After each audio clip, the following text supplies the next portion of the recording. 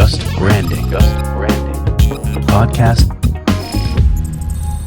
Hello, everybody, and welcome to another episode of Just Branding. We're really excited today because we have the one and only Eden Vidal on the show.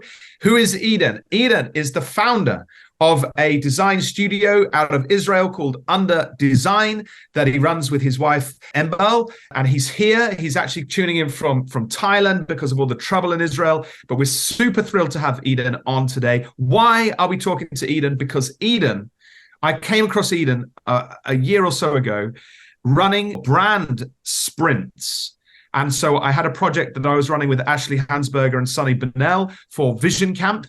And we worked with Eden on some sprints to get Vision Camp a new brand identity and a positioning. And so we folded a lot of his team and his thinking into ours. And so I was just so impressed with this concept of sprint. We've come across it in product design, never seen it in the brand space before. I experienced it. It was amazing. Eden's great. I can't wait to tuck into some of these topics with him. Eden, welcome to the show.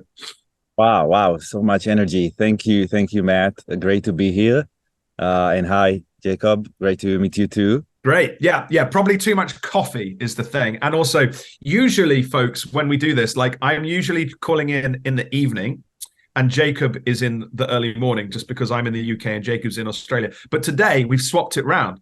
So Jacob's in the evening and I'm in the morning. So I've got even more energy than normal. So I'll try. And Jacob's going to be even more grumpy than normal. Put this in half speed, Matt. I know. Can you imagine? Brilliant. Well, look, enough about us. Let's focus back in on you, Eden. I'd love to know a little bit about your background. I know you have a lot of projects that you run, but tell us, how you came to found Under, and I know you've got a project called Rainbow. I don't know if you want to talk about that, but just give us a sense of who you are. I'd like to call myself a designer. After all, I started from programming in a young age. I don't have any formal education, didn't go to college or anything like that. So always doing design, always doing code, just not calling it in these names, I guess.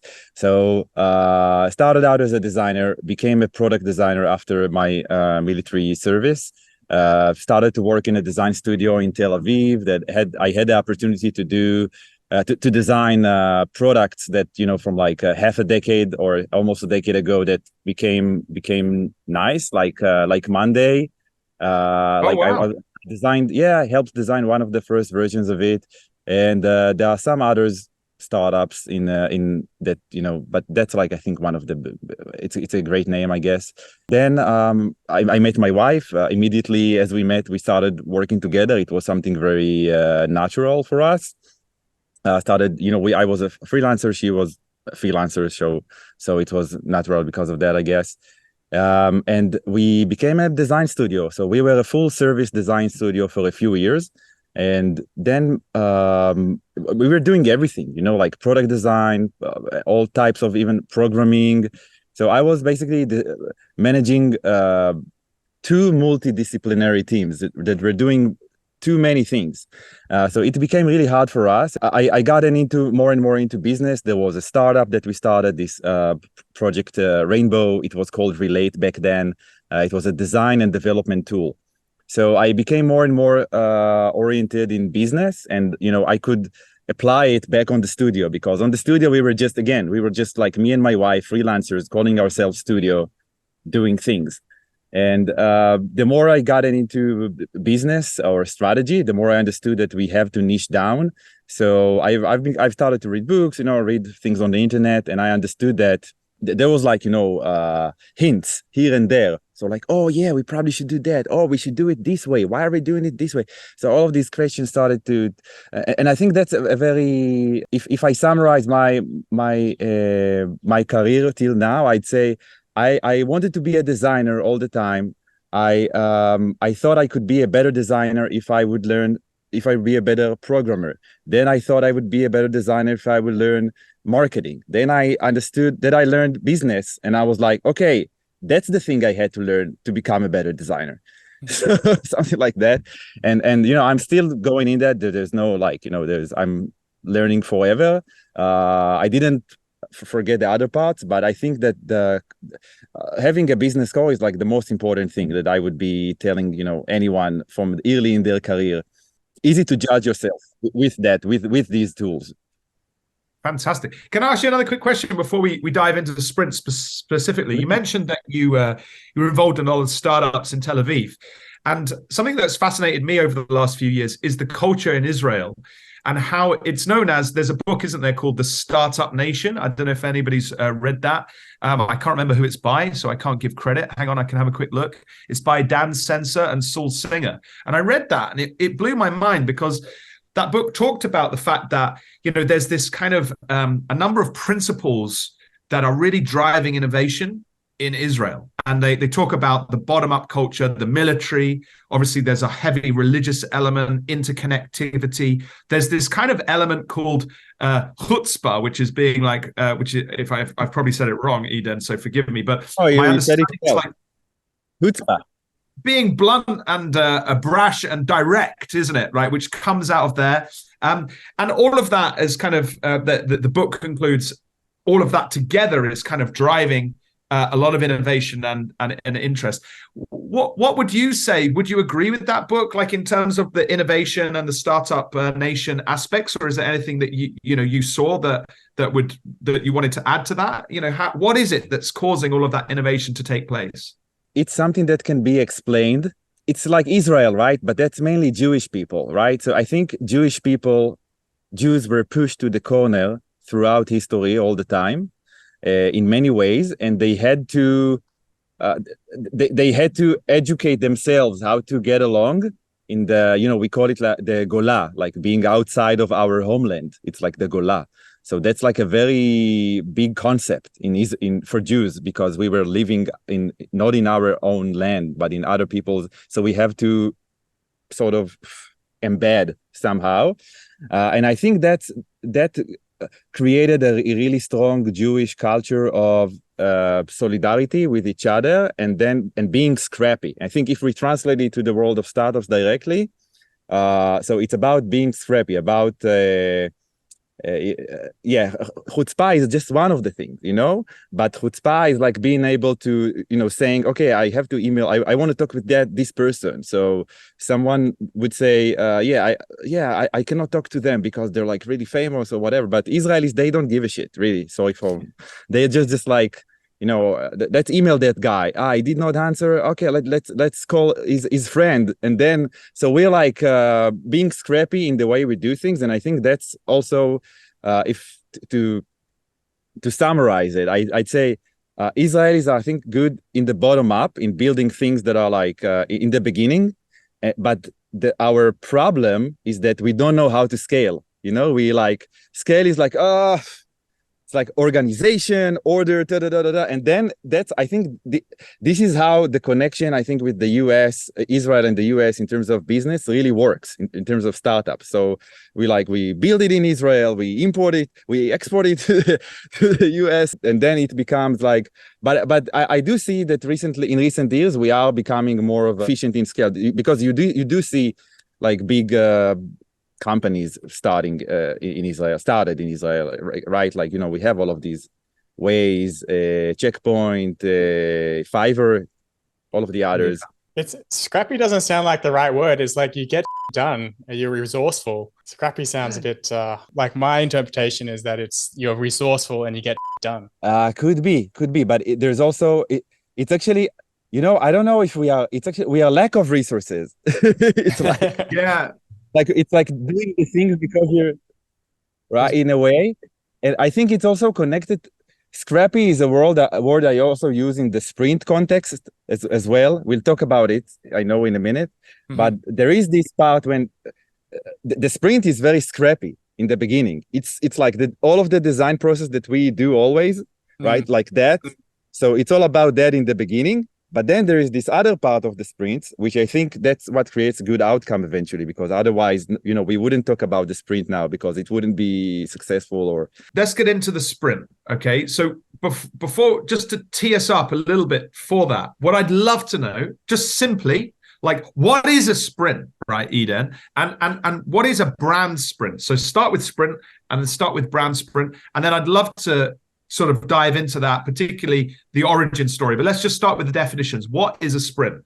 Let's break the word, like the brand sprint. Okay, so I will start with the brand actually. So what's a brand as I see it? Okay, so first there is the meta. There's the part where we always talk about, which is a brand is what we eventually, it's the sum of its parts, right? It's what we the audiences, can be many audiences, feel about your company, your product, right? Feel, think, and that's like many things. Eventually, I love Apple, but there's so many reasons why I love Apple, and I can break it down. That's scientific. But I love Apple, right? So that's about that. That's the meta part, and there is the other part of the brand, which I see, which I start to see from doing a lot of sprints, is that there is the toolbox part. There is the sprint.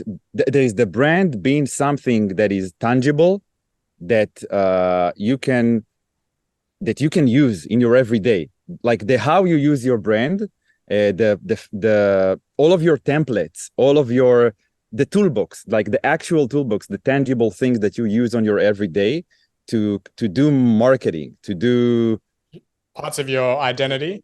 Yeah, right. The words that you are using, the visuals that you are reusing, the reuse. I think the reuse of your brand is a big part of it, and how the brand is, the way the brand is thought, the way the brand is built and structured, and in the most, it's like the tangible part of it, like the everyday part of it. So there's the meta, and then the direct connection of how do you apply it on our everyday things in the best way.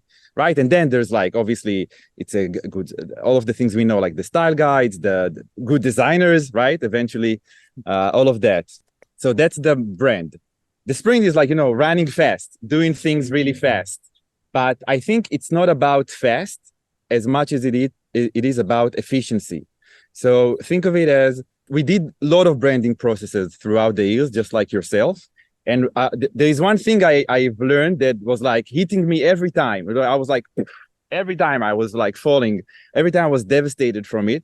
And it's the momentum. Like losing momentum is something that is really bad. Is really bad for any type of process. I think that's why the design sprint is created, because we wanted to create products in a very tight environment of startups. So the design sprint for products had to be created. Someone needed to create it. So it was like the right moment in time that someone sat and wrote this book and created a culture out of it, because we were, I don't know, I mean, I hope that, there's like the negative part of this culture, right? Of like running fast and all that. But I think in terms of efficiency, if we're talking about efficiency, and that's how we took it.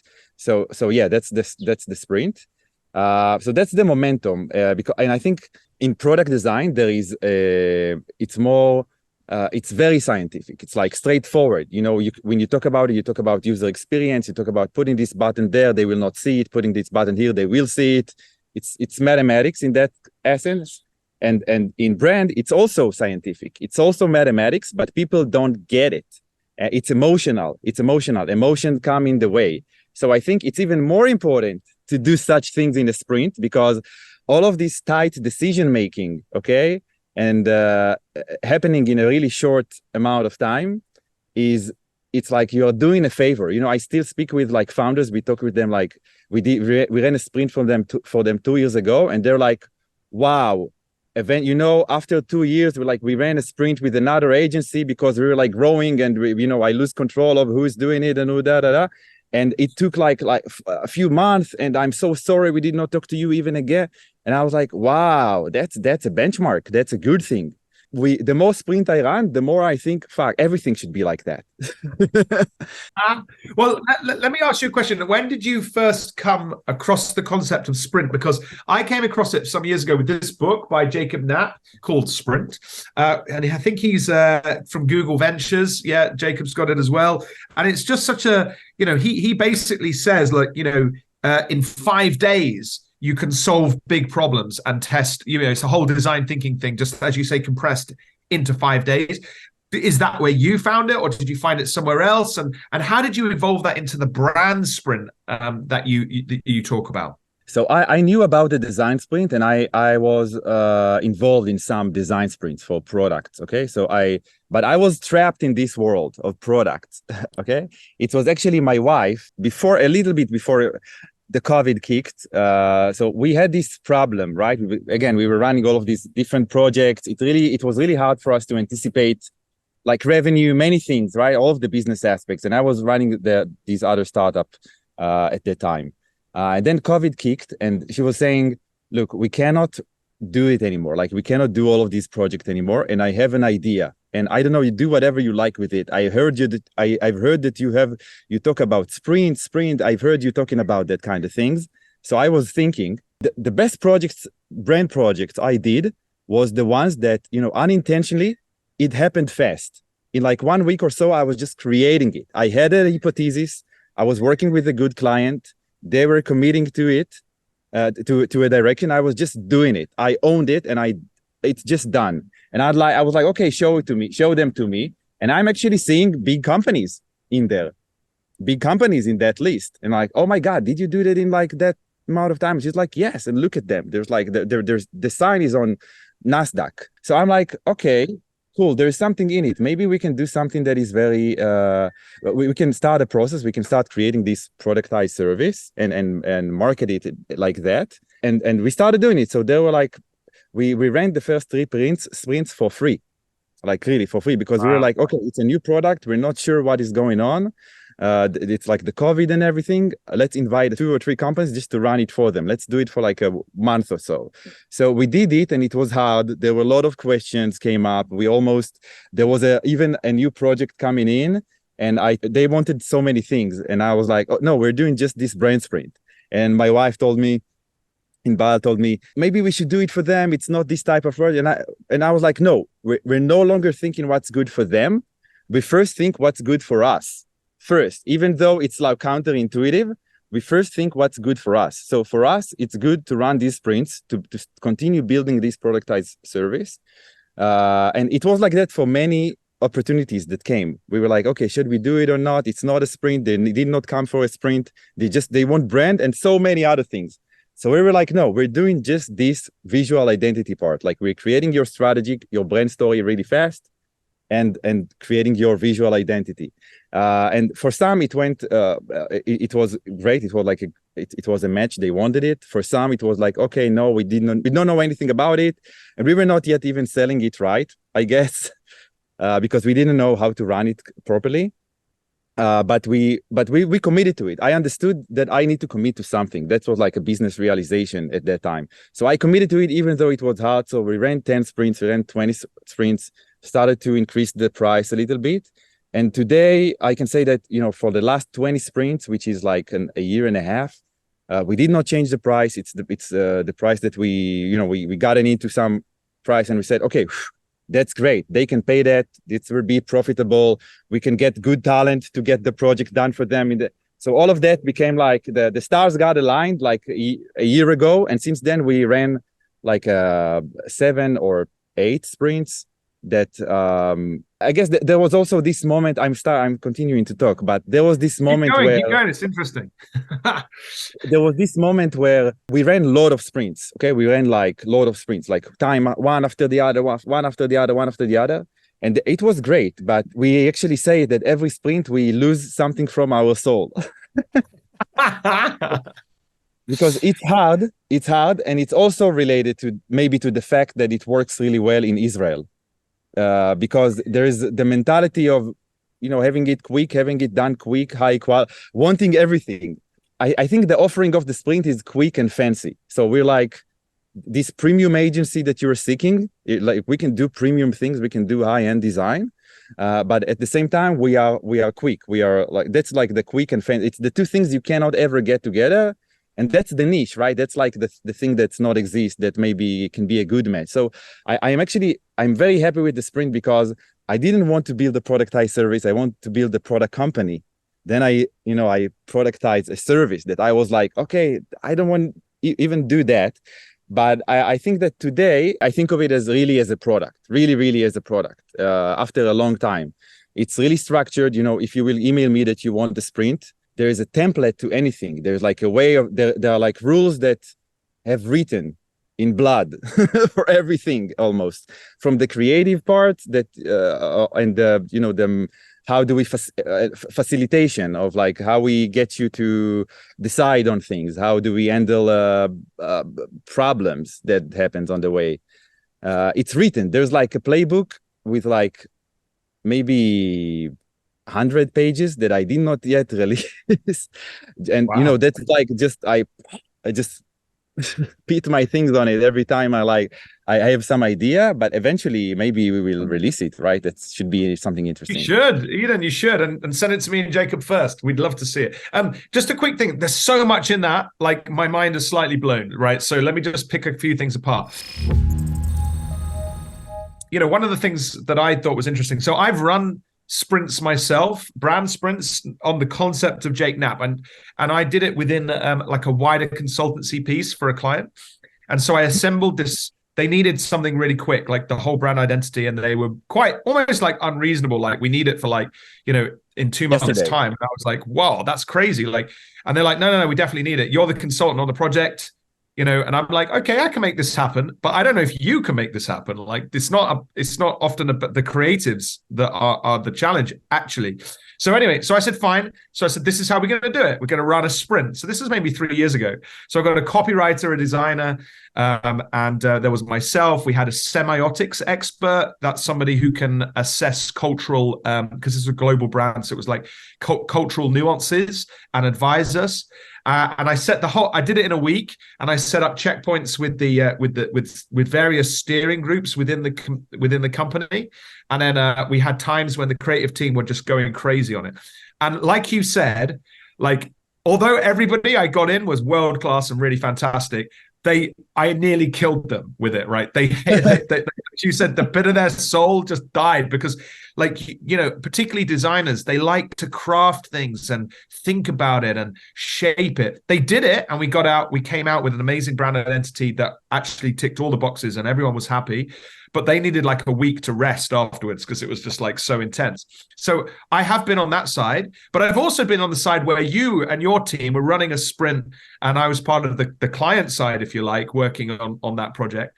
And I found it from the client side, because I'm used to that, as you say, the mindset. Like, I thought it was brilliant, because what it means is in 1 to 2 weeks, you have this burst of focused energy on the new positioning from a strategic perspective, the brand assets, all the teams getting together, bouncing ideas together with the creative team, with your team, Eden, and you're making decisions fast to get to a prototype, to get to something that you can get out to market. And I just think, like, that's, as you say, Jacob, efficiency, resourcefulness, like, how brilliant is that? So I just think that that's just fantastic. And then just one other thing, when you're on the other side, the more traditional, say, waterfall side of things, where, there's long-winded processes, where the inefficiencies come in my experience, and I've done hundreds like you guys have, when it's actually not usually in the creative teams, on the creative team side, it's usually on the client side. Indecision, people going on holidays, diaries not matching up, politics within the company, all of that. And so the sprint kills all of that, because it forces everybody to get together and make decisions. So I just think it's super smart. And when I came across you doing this, amazing. So I've got a question, though. So you said it kills a little bit of your soul. So how do you set the studio up? Like, because I know when we were doing it some years ago, you were like, and I've contacted you since to do projects, and you were like, no, we're booked up back to back to back on sprints. So do you give a little space to your team in between now? How do you sort of plan it?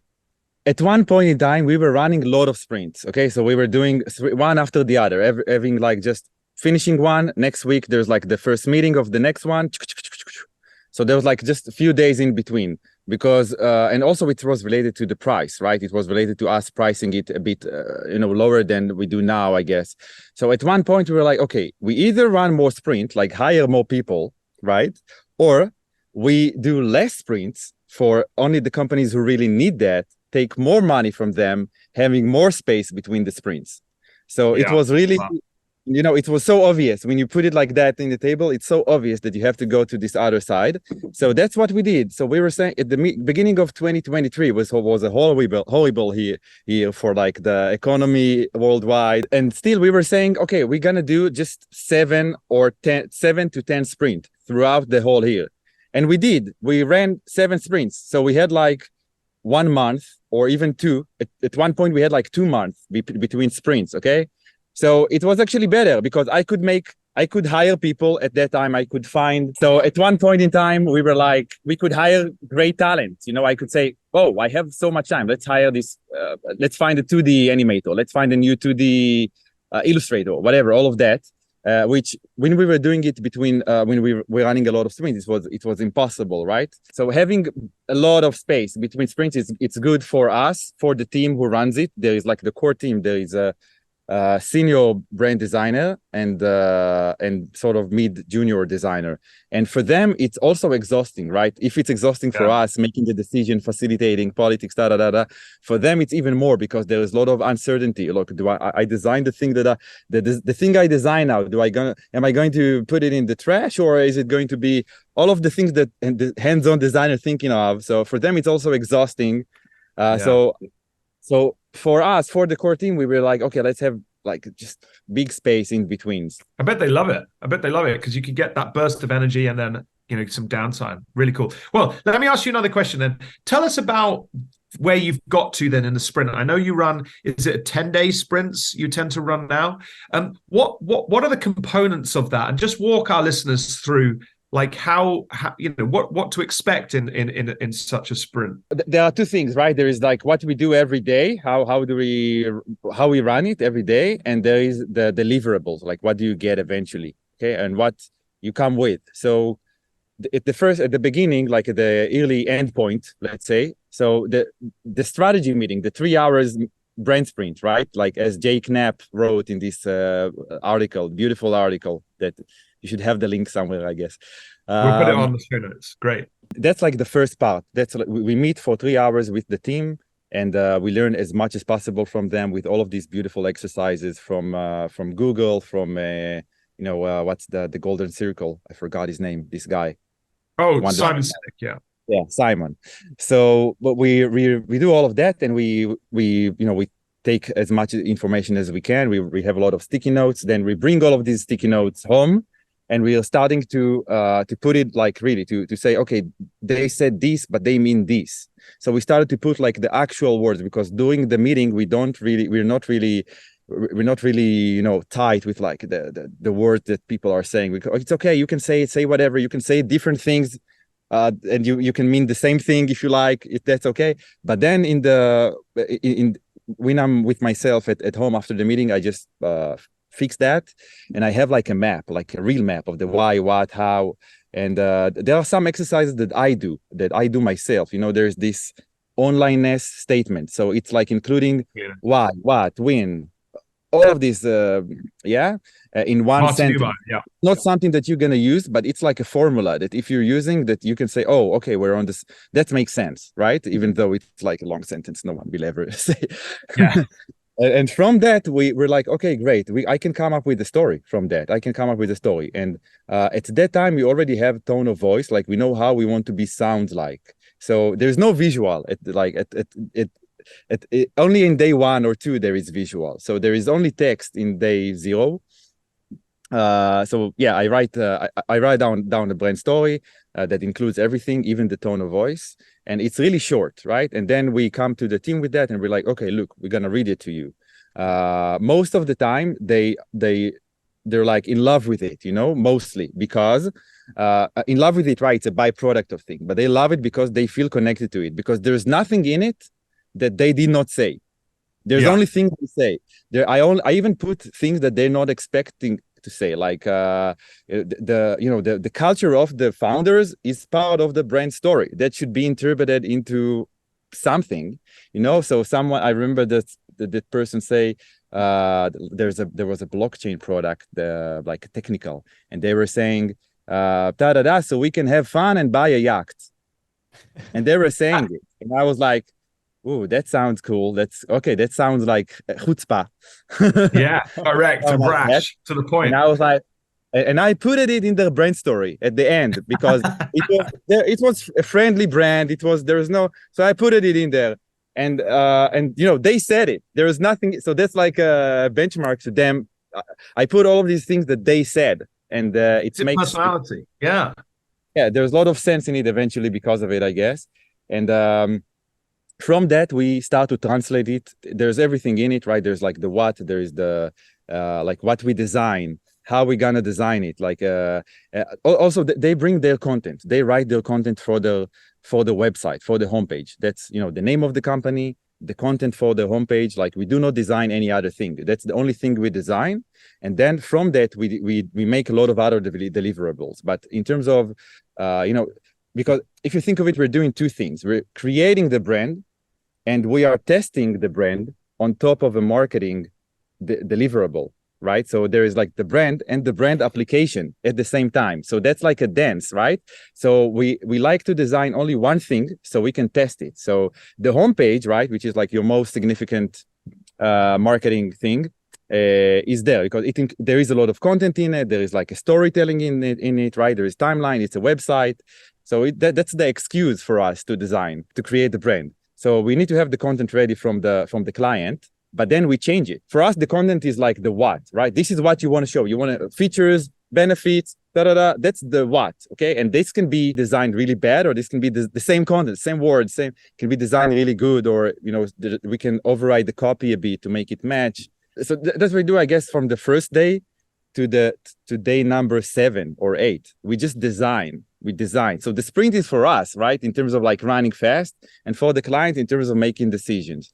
So there's a meeting every day with the client. There is one champion, right? That's what you've been talking about in terms of the decision maker. There is one decision maker. The sprint is built so the last decision maker is actually the person that we engage with the most. So if you will start a company and you're the founder and you are like 10 people, and you will tell me like, okay, you will be talking to this marketing person in the company. So I will be like, great, but you will not have any decision-making abilities. You should know that. So if you hand off it to them, to the marketing persona or to the other brand persona, that's theirs. You're not going to be making decisions. Sometimes it's great because the founder is not, you know, it's built like that. So it's on the table, right? It's on the table from the first place, from the first meeting. And obviously there's no, you know, in the Vision Camp branding process, you were jumping in the meeting, right? So it was always Ashley and Sunny, but they're like the same person. They were like jumping together to the meeting. They were like, if there was some conflict, they were resolving it between themselves. So that's I just let them make the decisions, particularly on the visual stuff. I'm more of the strategy guy, so I was more interested in that. But yeah, you have to have somebody, don't you, in the room who ultimately is going to make the decision, because if there's 3 people, they all disagree. You know, I think actually in that sprint, you know, Sunny's the creative director at Motto, and so we were like, look, Sunny, you just take point, but Ashley's always got something to say as well. So, but it worked really, really well, I think, and it does. So we've got up to day 8 anyway. So you've got like some prototypes, you refined, you pure, you know, you've got the strategy in place, you've got now the design in, you've got your asset. What then happens over the last few days? So as I said, the first part is a bit scrappy, although it can be interpreted in a negative way, which is good. In a positive scrappiness. Positive. There we are. Yeah, positive scrappiness, I guess.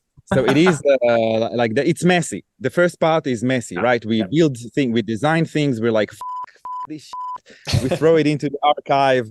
Again, excuse my French here. But we throw it to the archive. We like it. We don't like it. We have all of these feelings, and then we commit in day number like 5. You know, it's like Thursday. We have a weekend. And then the weekend is good because there's like the short amount of time for everyone to think about it. So then when we get to Sunday, you know, we work on Sunday in Israel till Thursday. So on Sunday, I get to see the design that we created for 5 days in a row and didn't have time to think of. And I'm like, oh, okay. You know, we like zoom out, we see everything, and we're like, okay, that's the good part of the brand. This is where it becomes inconsistent. So that's where we start to put things in order.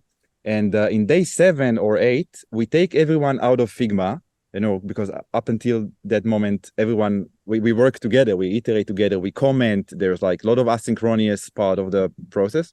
So in day 7 or 8, we take everyone out of Figma and we make a presentation. So that's the opportunity to see, the first opportunity to actually see the whole, like how the whole is greater than the sum of its parts. So yeah, because we are working on this homepage, right? So, but you want to see how your brand applies in many other places. You want to see how it is applied on billboards, on social media posts, stories, like your first campaign, how your first campaign is going to be visualized, right?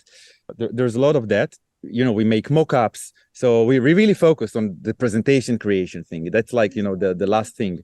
So when we make that, we meet for the presentation, everyone get to see it, get to really judge it eventually.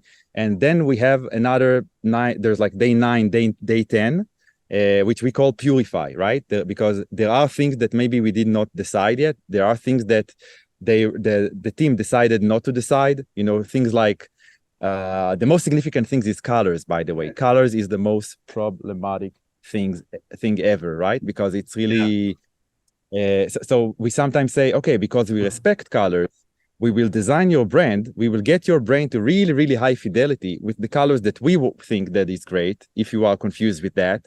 And then you are able to see that and then if you want to change it, great. The color is something that really easy to change, right? So we get to see, but that's just one thing. There can be so many other aspects. There can be, okay, we like the logo, but then we saw it in that context and we feel that it should be like that and that, or like the label of there's so many things, but I guess, yeah, colors is a very significant thing. The most significant emotional rally of the sprint is like colors.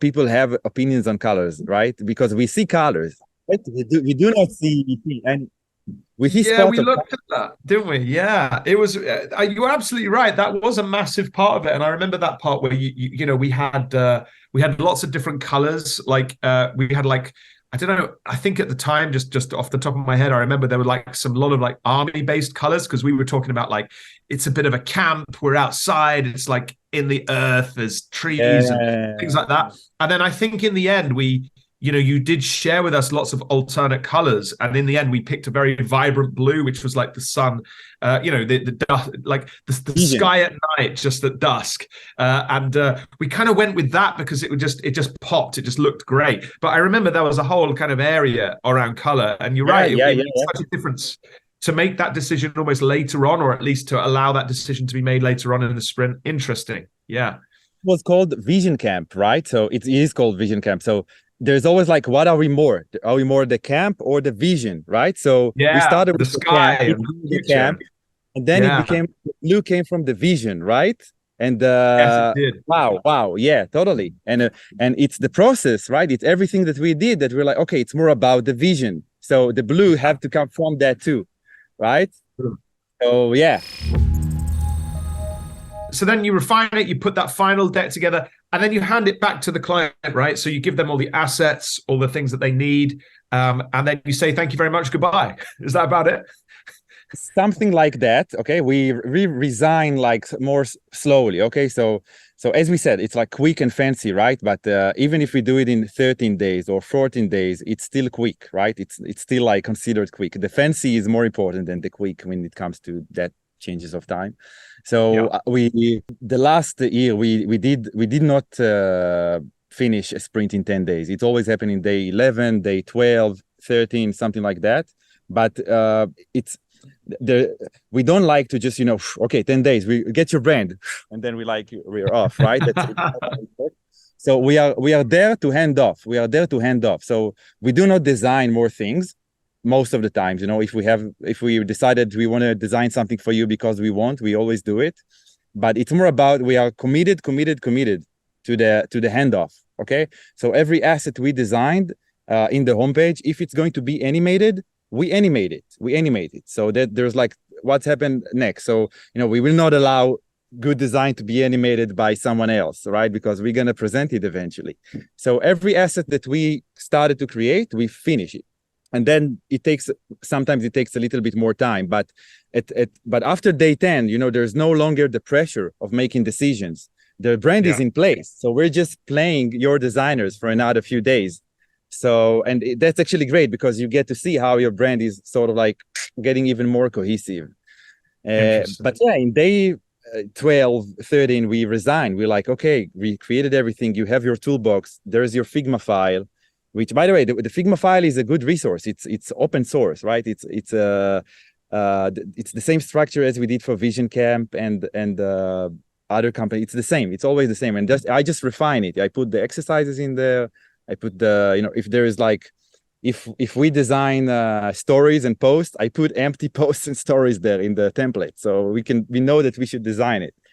So, okay, real quick questions then. Quick fire questions now, right? What are the top 3 things you've learned from running hundreds of these sprints? Could be a good thing, could be a bad thing, could be mistakes, could be things that you like. Top 3 things, top 3 tips. Wow. Okay, so facilitation, it was obvious for me before we ran the brand sprints that it is an emotional process, but I didn't know yet how scientific this process is. So we see it as a very scientific process. Clients do not get to see it. How do we get them to see it, right? So that's facilitation. And that's why I can give one example from that. Logo design. Okay, we do AZ testing, so we literally create as many logos as possible. That some are really bad, but we just go for quantity. It's AZ testing, so we do 30 or 40 logos that can be just to bring the conversation to the table. And then, we remove logos that are bad, even that we think, we just do. So we think with the client, we remove the ones that are bad, and we left with like 3 or 4. And we're like, okay, great. Let's do A/B testing to these 4. Let's do just variation to these 4. So knowing something like that is like early in the career, I wouldn't do things like that. I would just like, here's your 4 logos, choose one. Right? Or something like that. But because it's very scrappy and the client is aware of them being in a sprint, being aware of it being messy, right? They're in Figma with us. So because of that, that gives us the legitimacy to show them things that are like under the, under the hood. Yeah. That show them things that are messy. So yeah, I think facilitation is the one thing that I've learned, and it's for me how to handle politics. It's like because I've seen how we can get really angry clients, angry and emotional client about one, and they're like very emotional about one thing, and we can get them to make a very scientific decision, something that is really rational, right?